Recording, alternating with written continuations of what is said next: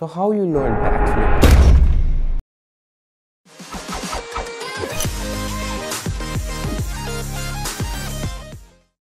So as an engineer student ये question में से बहुत सारे लोग पूछते हैं क्योंकि बैकफ्लिप एक कूल फ्लिप है और उतनी भी हार्ड नहीं है जितनी बाकी की फ्लिप्स हैं।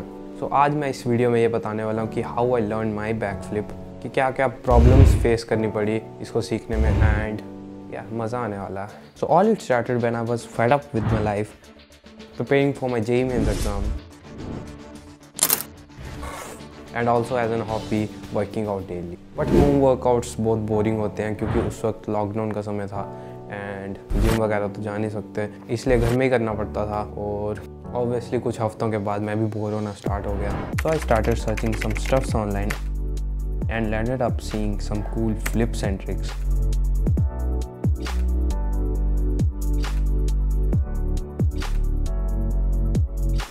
उसको देखने के बाद मैं अपने फ्लैशबैक में चला गया जब मैं अपने स्कूल टाइम में था और ऐसा कुछ हुआ।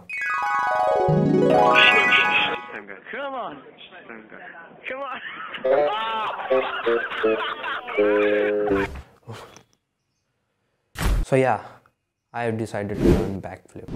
तो YouTube में कुछ रिसर्च करने के बाद मुझे ये पता लगा कि बैकफ्लिप सीखने के लिए पहले बैक हैंड स्प्रिंग आनी चाहिए, क्योंकि बैक हैंड स्प्रिंग से एक बैकवर्ड मोशन का पता चलता है और बैकफ्लिप में जो बैकवर्ड जाने का फेयर है वो दूर होता है। तो मैंने सोचा पहले बैक हैंड स्प्रिंग ही सीख लेते हैं, because it was not that much difficult flip, A moderate flip at that time. So after seeing a bunch of tutorials on YouTube और अच्छी प्रैक्टिस के साथ I finally landed back hand spring.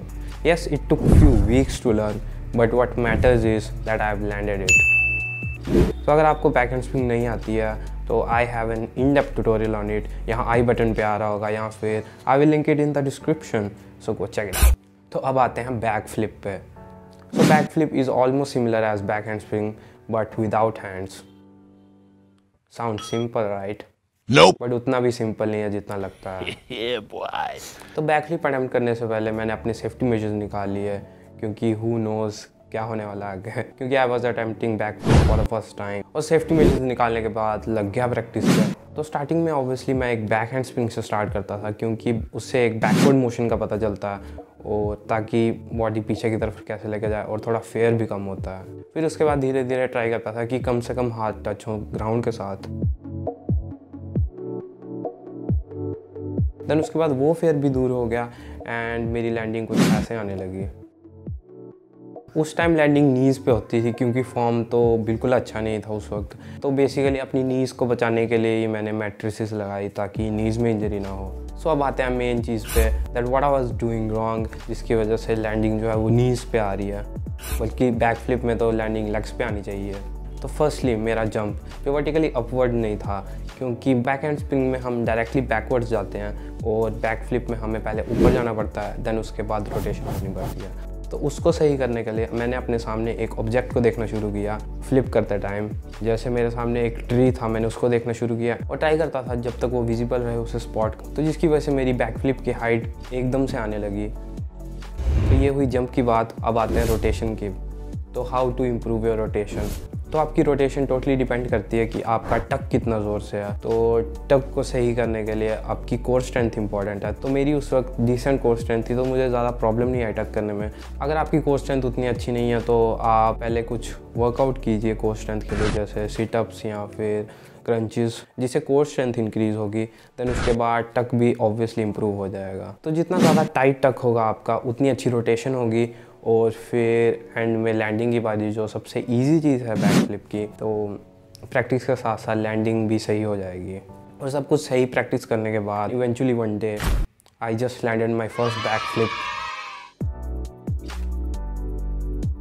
And that moment was full of joy and excitement.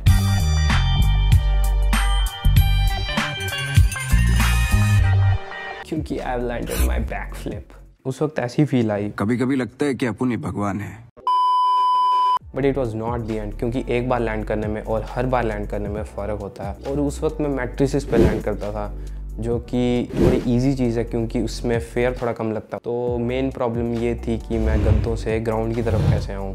But उसके बाद ज़्यादा कुछ problem हुई नहीं, क्योंकि टेक्निक तो मैंने पहले से सीख ली थी और उसके बाद जस्ट प्रैक्टिस की बात थी।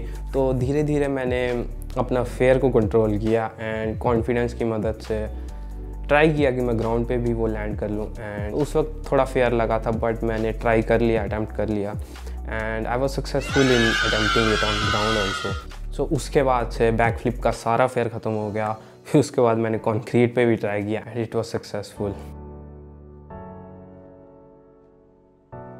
तो यहाँ तक पहुँचने के लिए भी बहुत सारे डेज़ और अटैम्प्ट्स लगे थे। तो बैक फ्लिप हर बार अटैम्प्ट करने के बाद ज़रूरी नहीं है कि वो एक परफेक्ट बैक फ्लिप हो। तो अपनी बैक फ्लिप को परफेक्ट करने के लिए फॉर्म का सही होना ज़रूरी है। तो फॉर्म को सही करने के लिए जितना ज़्यादा प्रैक्टिस कर सकते हैं उतना कीजिए और ख़ुद को एनालाइज कीजिए। तो अगर आपके साथ कोई दोस्त, भाई बंधु कोई भी हो तो आप उसकी हेल्प भी ले सकते हैं बैक फ्लिप सीखने में। और अगर आप अकेले प्रैक्टिस करते हैं तो अपनी वीडियोस खुद बनाएं और एनालाइज करके मिस्टेक्स को इम्प्रूव करने का ट्राई करें, जिससे फॉर्म जो है वो धीरे धीरे इम्प्रूव हो जाएगी और बैक फ्लिप कूल की जगह कूलेस्ट लगेगी, जो हमको चाहिए। और मैंने ये फ्लिप खुद सीखी है क्योंकि मेरे साथ कोई प्रैक्टिस करवाने वाला नहीं था और खुद ही एनालाइज करके खुद ही मिस्टेक्स को सही करने का ट्राई किया। और बैक फ्लिप सही से लैंड करने के बाद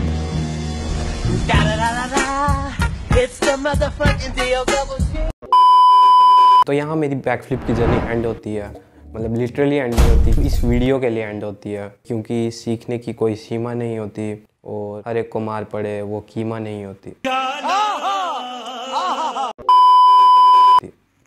I am not a poet, but समझ गए ना। Hope you guys enjoyed and learned something new। तो बाकी की मेरी फ्लिपिंग जर्नीज के लिए subscribe to this channel. Till then bye.